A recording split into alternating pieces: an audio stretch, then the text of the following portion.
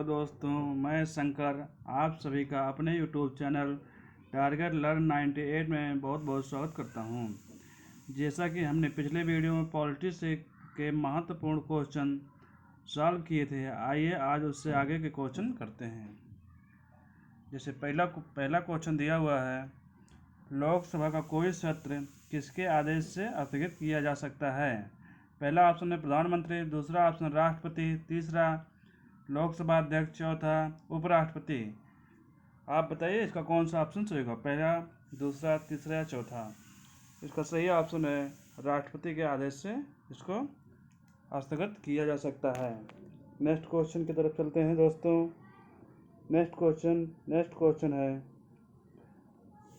Question है भारत की पहली मुख्य न्यायाधीश कौन थी? भारत की पहली महिला मुख्य न्यायाधीश कौन थी? ऑप्शन है लीला सेठ, अनन्या चंडी, फातिमा बीबी, सुजाता मनोहर। इसका सही ऑप्शन है फातिमा बीबी।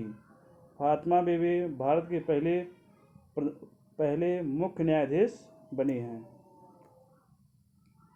क्वेश्चन नंबर 3 पे चलते हैं दोस्तों। क्वेश्चन नंबर 3 में दिया हुआ है, भारतीय संविधान के अनुसार भारत के उपराष्ट्रपति की कम से कम उम्र कितनी होनी चाहिए? पहला ऑप्शन 18 वर्ष, दूसरा 25, तीसरा 30, चौथा ऑप्शन 35 वर्ष। इसका सही ऑप्शन है 35 वर्ष।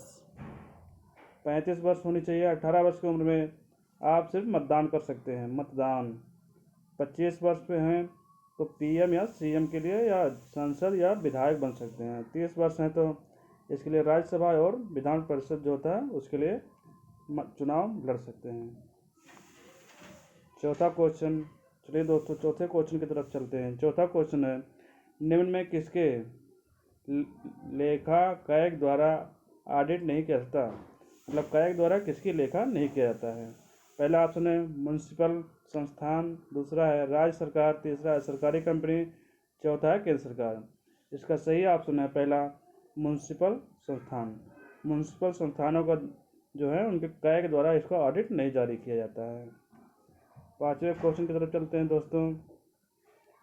पांचवा क्वेश्चन है, लोकतंत्र को लोगों द्वारा और लोगों के लिए शासन किसने बताया या किसने कहा है? इसका ऑप्शन है अब्राहम लिंकन, प्लेटो, जॉर्ज बुश, विंस्टन चर्चिल। इसका सही ऑप्शन है अब्राहम लिंकन। अब्राहम लिंकन जो अमेरिका के पहले वहाँ पे एक अश्वेत वो बने थे राष्ट्रपति।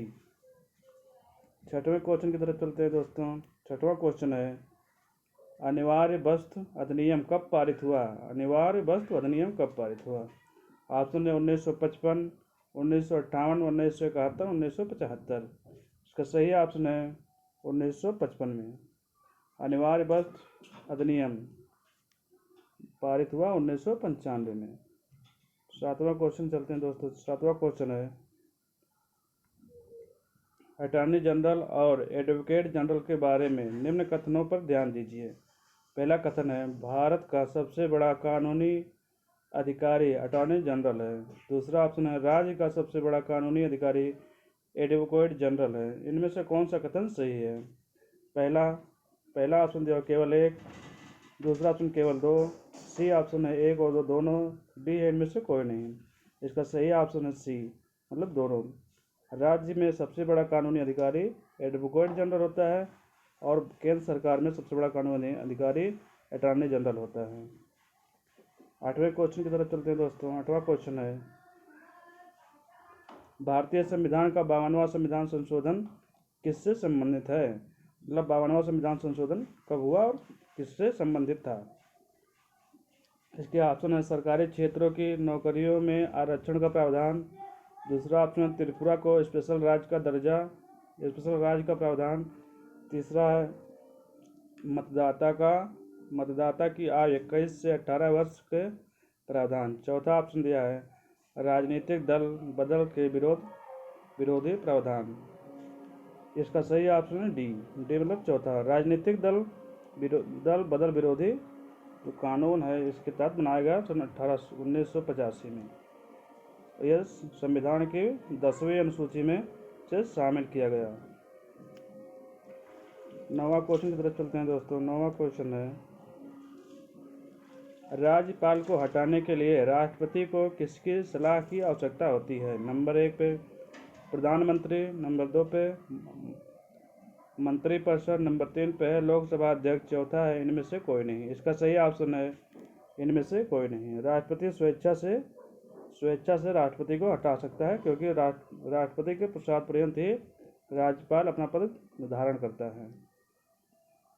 10वां क्वेश्चन है, भारत के नियंत्रक और महालेखा परीक्षक की राज्य के लेखाओं संबंधी रिपोर्ट किसके सामने पेश की जाती है? जो कैग है, नियंत्रक और महालेखा परीक्षक संबंधी रिपोर्ट किसके सामने पेश की जाती है? इसका ऑप्शन है राष्ट्रपति, राज्यपाल, मुख्यमंत्री, प्रधानमंत्री। इसका सही ऑप्शन है राष्ट्रपति के समक्ष। राष्ट्रपति के समक्ष नियंत्रक और महालेखा परीक्षक अपना रिपोर्ट प्रस्तुत करता है। 11 नंबर क्वेश्चन पे है, सुप्रीम कोर्ट में निःशुल्क शिक्षा के अधिकार को किस अधिकार का भाग बनाया है?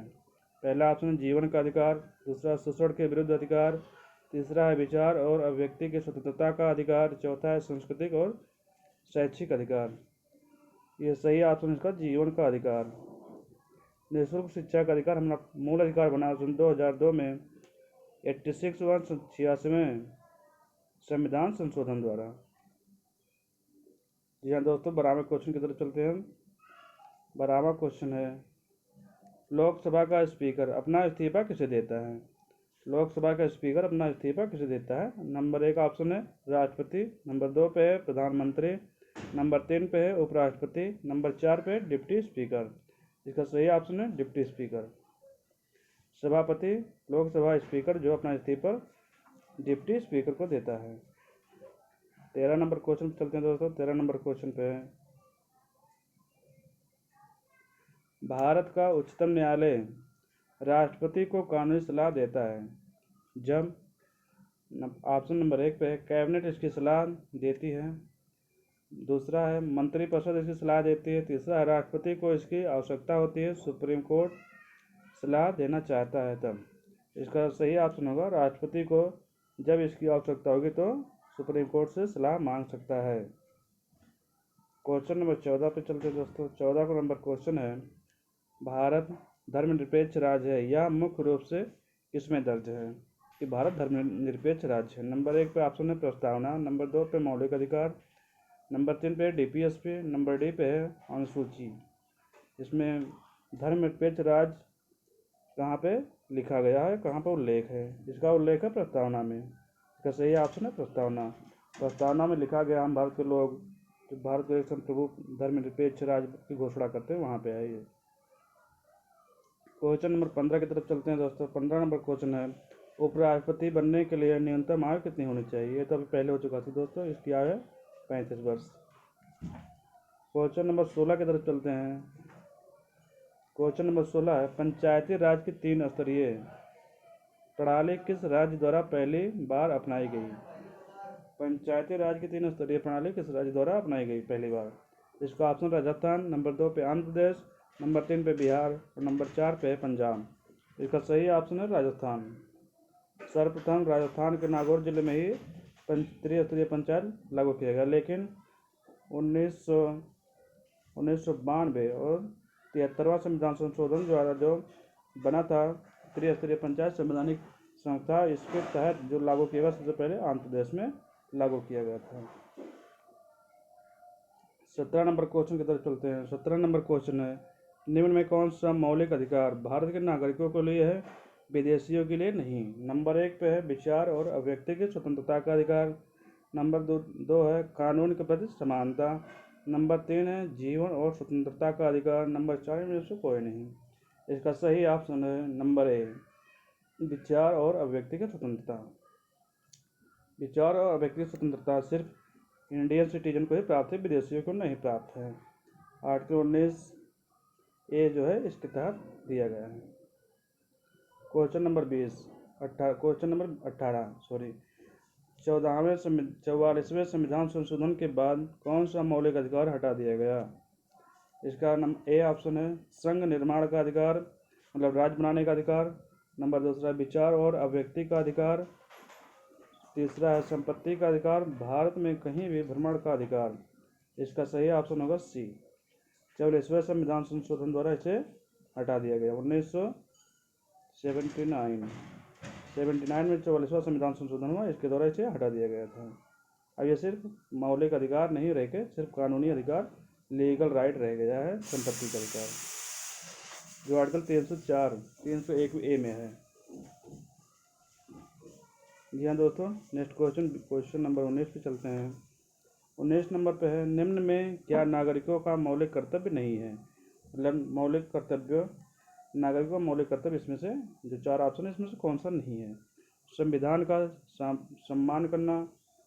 सम्मान करना, नंबर 2 है राष्ट्रगान का सम्मान करना, नंबर 3 पे है राष्ट्रीय ध्वज का सम्मान करना, नंबर 4 पे है सरकार का सम्मान करना। इसके हिसाब से कौन सा नहीं है तो सरकार का सम्मान करना नहीं है, बाकी राष्ट्रीय ध्वज का, राष्ट्रीय गान और संविधान का, ये तीनों का दिया हुआ है। हम क्वेश्चन नंबर 20 की तरफ चलते हैं। क्वेश्चन नंबर 20 पे PIO कार्ड किस वर्ष लॉन्च किया गया। PIO कार्ड 1999 में लॉन्च किया गया। पर्सन ओरिजिन ऑफ इंडिया, ये जो कार्ड बनता है जो विदेशी रहते हैं, जिनका मूल स्थान इंडिया में उनके माँ बाप रहे हों, उनके लिए कार्ड बनता है और वो रहते हों विदेश में। क्वेश्चन नंबर 21 पे सुप्रीम कोर्ट द्वारा निषेध की रिट निम्न में किसके खिलाफ जारी की जा सकती है। सुप्रीम कोर्ट द्वारा निषेध की रिट निम्न में किसके खिलाफ जारी की जाती है। ऑप्शन है प्रशासनिक और न्यायिक प्राधिकारी, नंबर 2 पे केवल प्रशासनिक अधिकारी, न्यायिक या अर्ध न्यायिक अधिकारी, सरकार या प्रशासनिक अधिकारी। इसका सही ऑप्शन नंबर सी है। ऑप्शन नंबर सी है, न्यायिक या अर्ध न्यायिक अधिकारियों के खिलाफ ये रिट जारी की जा सकती है, निषेध की रिट। क्वेश्चन नंबर 22 की तरफ चलते हैं। क्वेश्चन नंबर 22 पे विदेशी क्षेत्राधिकार किस सूची में है। विदेशी क्षेत्राधिकार किस सूची में है। केंद्र सूची, राज्य सूची, समवर्ती सूची, इनमें से कोई नहीं। ये दिया हुआ केंद्र सूची के विषय है। विदेशी मामले जो हैं केंद्र सरकार की अंतर्गत आते हैं, और जो सूचियाँ दिया हुआ हमारे अनुसूची नंबर 7 में है 3 प्रकार की सूचियाँ, उसी में ये केंद्र सूची में उल्लेख है। क्वेश्चन नंबर 23, निम्नलिखित में किसका उल्लेख संविधान में नहीं है। ऑप्शन नंबर 1 वित्त आयोग, नंबर 2 लोकसभा सचिवालय, नंबर 3 पे है चुनाव आयोग, नंबर 4 पे है राष्ट्रीय मानवाधिकार आयोग। इसका संविधान में मतलब किस संस्था का उल्लेख संविधान में नहीं दिया हुआ है। इसका सही जवाब है राष्ट्रीय मानवाधिकार आयोग। यह संविधान में इसका उल्लेख कहीं पर नहीं है, और ये वित्त आयोग का उल्लेख है, लोक सचिवालय का है, और चुनाव आयोग का उल्लेख संविधान में दिया हुआ है। क्वेश्चन नंबर 24 की तरफ चलते हैं। क्वेश्चन नंबर 24 पे भारतीय संविधान के अनुच्छेद 272 किस संविधान संशोधन के तहत हटाया गया। पहला ऑप्शन है 65वें संविधान संशोधन, नंबर 2 पे है 77वें संविधान संशोधन, नंबर 3 पे है 80वें संविधान संशोधन के द्वारा, नंबर 3 पे है 87। इसका सही ऑप्शन है number C. Option number C है, जो इसको 80वें संविधान संशोधन 2000 में हुआ था, इसके तहत इसको आर्टिकल 272 को हटाया गया है। लास्ट क्वेश्चन की तरफ चलते हैं। आज का लास्ट क्वेश्चन है क्वेश्चन नंबर 25। निम्न में से कौन सा मिलान सही नहीं है। अनुच्छेद 360 वित्तीय आपात, अनुच्छेद 368 संविधान संशोधन, अनुच्छेद 323 प्रशासनिक न्यायाधिकरण, अनुच्छेद 280 वित्त विधेयक। इसका सही जवाब है, इसमें पूछा हुआ कौन सा मिलान सही नहीं है। इसमें अनुच्छेद 280 वित्त विधेयक जो है ये सही नहीं है। अनुच्छेद 280 में वित्त आयोग का उल्लेख है। वित्त आयोग का उल्लेख है आर्टिकल 280 में। जी हाँ दोस्तों, आज का सेशन यहीं तक। अगर हमारा वीडियो आपको पसंद आया हो तो शेयर करें, लाइक करें और सब्सक्राइब करें, और कमेंट करके हमें इसके बारे में बताएं। थैंक यू दोस्तों।